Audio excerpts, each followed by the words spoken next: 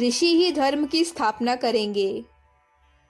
यह एक प्राकृतिक नियम है कि जिस अवसर पर विश्व के जिस भाग को जिस वस्तु की आवश्यकता होती है, उसी समय वह वहां पहुंचकर उसे नया जीवन देने का मार्ग ढूंढ लेता है। यह नियम भौतिक तथा आध्यात्मिक दोनों प्रकार के क्षेत्रों पर समान रूप से लागू होते हैं। उदाहरणार्थ, संसार के अमुक भाग में आध्यात्मिकता का अभाव है और दूसरे किसी भाग में उसका प्राचुर्य है, तो यह आध्यात्मिकता अभाव वाले भाग तक पहुंचने का मार्ग निकाल लेगी और इस प्रकार सामंजस्य स्थापित हो जाएगा। मानव जाति के अब तक के इतिहास में एक दो बार नहीं, अनेकों बार भारतवर्ष को प्रकृति ने यही कार्यभार सुपुर्द किया है कि यह जगत के विभिन्न देशों को आध्यात्मिकता की शिक्षा प्रदान करे। इस प्रकार संसार में ऐसी अनेकों घटनाएं मिलती हैं कि किसी विशेष जाति ने सैनिक शक्ति से या व्यापार द्वारा संसार के भिन्न भिन्न भागों में पारस्परिक संबंध स्थापित किया और उसके परिणाम स्वरूप दुनिया के एक कोने से दूसरे कोने तक दान का भंडार खुल गया। अर्थात एक जाति को दूसरी जाति के लिए कुछ देने या सिखाने का अवसर आया, तब प्रत्येक जाति ने दूसरी जातियों को राजनीतिक, सामाजिक या आध्यात्मिक, जिसके पास जिस विषय का ज्ञान था, उसे विषय का ज्ञान दिया।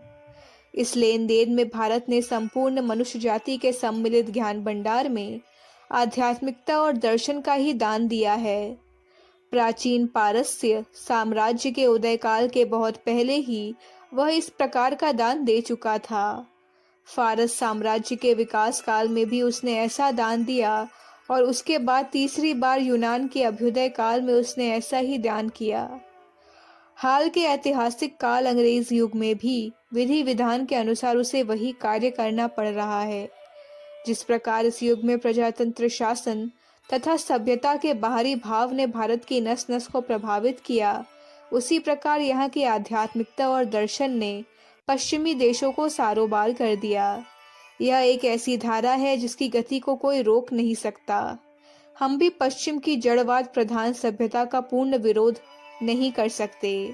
संभव है इसका कुछ अंश हमारे लिए अच्छा हो और हमारी आध्यात्मिकता का कुछ अंश संभव है पश्चिम वालों के लिए कल्याणकारी सिद्ध हो।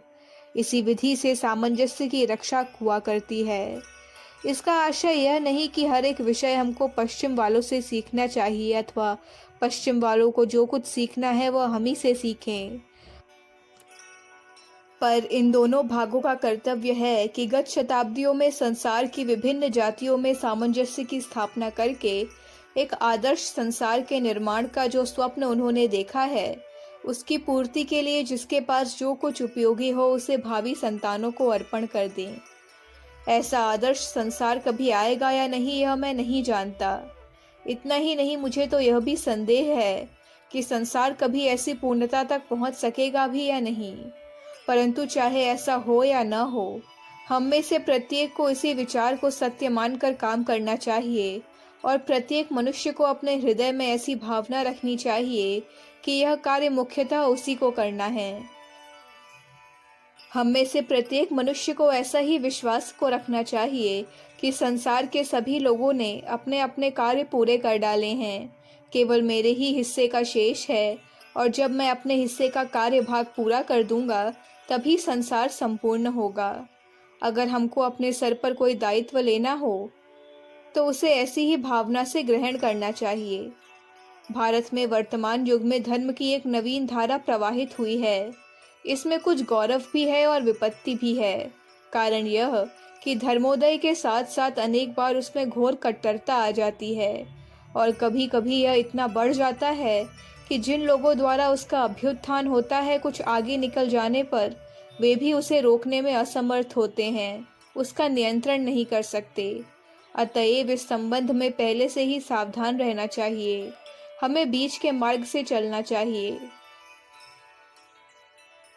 एक ओर तो कुसंस्कारों अथवा अज्ञानतापूर्ण रूढ़ियों से भरा हुआ प्राचीन समाज है, दूसरी ओर है जड़वाद, नास्तिकता के और ऐसे ही अन्य संस्कार जो पश्चिमी उन्नति के मूल तक में समाये हैं।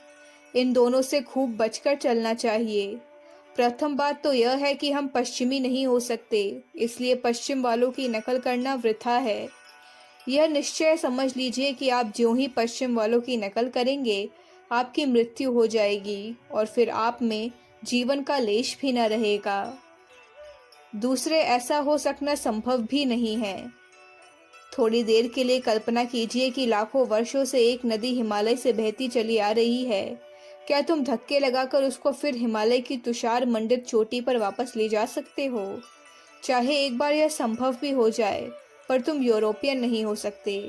यदि कुछ शताब्दियों की शिक्षा का संस्कार त्याग सकना यूरोपियनों के लिए संभव नहीं, तो सैकड़ों शताब्दियों का संस्कार छोड़ सकना तुम्हारे लिए कैसे संभव हो सकता है? हमें यह भी स्मरण रखना चाहिए कि हम प्रायः जिन बातों को इस समय धर्म मान रहे हैं, वे केवल हमारे गांव के छोटे छोटे देवताओं से संबंध रखने वाली बातें या कुसंस्कारों से पूर्ण देशाचार मात्र हैं। ऐसे देशाचार असंख्य हैं और वे एक दूसरे के विरुद्ध हैं। इनमें से किसको माना जाए और किसको गलत बताया जाए? उदाहरण के लिए, यदि एक दक्षिणात्य ब्राह्मण किसी अन्य ब्राह्मण को मांस का एक ग्रास खाते हुए देखे तो डर के मारे सिकुड़ जाता है। पर आर्यवर्त के अनेक ब्राह्मण महाप्रसाद के बड़े भक्त हैं। पूजा के नाम पर सैकड़ों बकरों की बलि चढ़ाकर चट कर जाते हैं। अगर एक अपने देशाचार को सम्मुख रखेगा तो दूसरा भी वैसा ही करेगा। तमाम भारत में हजारों तरह के आचार हैं, पर उनकी सीमा अपने अपने स्थानों तक परिमित है। सबसे बड़ी भूल यही है कि अज्ञानग्रस्त साधारण जनता हमेशा केवल अपने प्रांत के आचार को ही हमारे धर्म का सार समझ लेती है। दूसरी बात यह है कि धर्म के दो रूप होते हैं। एक की नींव मनुष्य के लिए नित्य स्वरूप पर स्थित है। उसकी विचार परंपरा परमात्मा, जीवात्मा और प्रकृति के सर्वकालिक संबंध से होती है। दूसरी प्रकार का धर्म किसी देश काल या आस्था विशेष पर टिका हुआ होता है। पहला मुख्यतः वेदों या श्रुतियों में संग्रहित है, दूसरा स्मृतियों और पुराणों में। हमें स्मरण रखना चाहिए कि सब समय वेद ही हमारे चरम लक्ष्य और मुख्य प्रमाण रहे हैं। यदि किसी प्रकार पुराणों का कोई हिस्सा वेदों के अनुकूल न हो तो निसंकोच उस अंश को त्याग देना चाहिए। इसी प्रकार हम यह भी देखते हैं कि सभी स्मृतियों की शिक्षा पृथक पृथक है। पहले ऐसे आचार प्रचलित थे जिनको अब हम विभत्स मानते हैं। जब समय का परिवर्तन होगा तब ये स्मृतियां न रहेंगी और उनकी जगह दूसरी स्मृतियों की योजना की जाएगी। इसलिए विशेष ध्यान देने योग्य बात यही है कि वेद चिरकालिक सत्य होने के कारण सदा संभाव से विद्यमान रहते हैं, किंतु स्मृतियों की प्रधानता युग परिवर्तन के साथ ही जाती रहती है। समय ज्यों ज्यों व्यतीत होता जाएगा त्यों तो प्राचीन स्मृतियां लुप्त होती जाएंगी। ऋषियों का उदय होगा और वे उन्हें बदलकर समाज को समयानुकूल कर्तव्य के उस पथ पर चलाएंगे जिसकी उस समय के लिए आवश्यकता होगी और जिसके बिना समाज का जीना असंभव समझा जाएगा। मेरे कहने का यह भी आशय नहीं कि हम अपने प्राचीन आचारों और पद्धतियों की निंदा करें। नहीं, ऐसा हरगिज मत करो। पहला मुख्यतः वेदों या श्रुतियों में संग्रहित है, दूसरा स्मृतियों और पुराणों में। हमें स्मरण रखना चाहिए कि सब समय वेद ही हमारे चरम लक्ष्य और मुख्य प्रमाण रहे हैं। यदि किसी प्रकार पुराणों का कोई हिस्सा वेदों के अनुकूल न हो तो निसंकोच उस अंश को त्याग देना चाहिए। इसी प्रकार हम यह भी देखते हैं कि सभी स्मृतियों की शिक्षा पृथक पृथक है। पहले ऐसे आचार प्रचलित थे जिनको अब हम विभत्स मानते हैं। जब समय का परिवर्तन होगा तब ये स्मृतियां न रहेंगी और उनकी जगह दूसरी स्मृतियों की योजना की जाएगी। इसलिए विशेष ध्यान देने योग्य बात यही है कि वेद चिरकालिक सत्य होने के कारण सदा संभाव से विद्यमान रहते हैं, किंतु स्मृतियों की प्रधानता युग परिवर्तन के साथ ही जाती रहती है। समय ज्यों ज्यों व्यतीत होता जाएगा त्यों तो प्राचीन स्मृतियां लुप्त होती जाएंगी।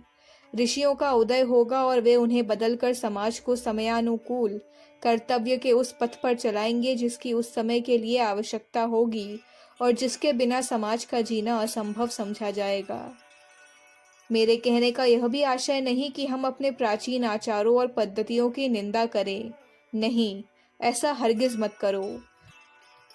उनमें अत्यंत हीन जान पड़ने वाले आचार को भी तिरस्कार की दृष्टि से मत देखो, न उसकी निंदा करो, क्योंकि जो प्रथा आज निंदनीय जंच रही है वह किसी समय समाजोपयोगी और जातीयता की रक्षक रही होगी, क्योंकि इन प्राचीन पद्धतियों की प्रणेता ऋषि थे, जिन्होंने धर्म को प्रत्यक्ष अनुभव से जाना था और निस्वार्थ भाव से उसी का उपदेश दिया था। यही ऋषित्व है, और यह किसी आयु, काल, संप्रदाय या जाति की अपेक्षा नहीं रखता। वात्स्यायन ने कहा है, सत्य का साक्षात्कार करना चाहिए और स्मरण रखना चाहिए कि तुम सबको ऋषि होना है। हमें अपने पर विश्वास रखना चाहिए कि हम अवश्य संसार में उथल पुथल मचा सकते हैं, क्योंकि सब शक्ति हम में विद्यमान है। हमें भी धर्म का प्रत्यक्ष दर्शन करना होगा, इसके सत्य का अनुभव करना होगा। तभी हमारे मुख से जो वाणी निकलेगी वह अव्यर्थ और अमोघ होगी, और पाप हमारी दृष्टि से दूर होकर धर्म की स्थापना होगी। अखंड ज्योति, अप्रैल 1959, पृष्ठ संख्या 2, 3, 4। हमारे YouTube चैनल विचार क्रांति दूत अखंड ज्योति पत्रिका को सब्सक्राइब करें एवं अगली वीडियोस प्राप्त करने के लिए बेल आइकन दबाएं। धन्यवाद।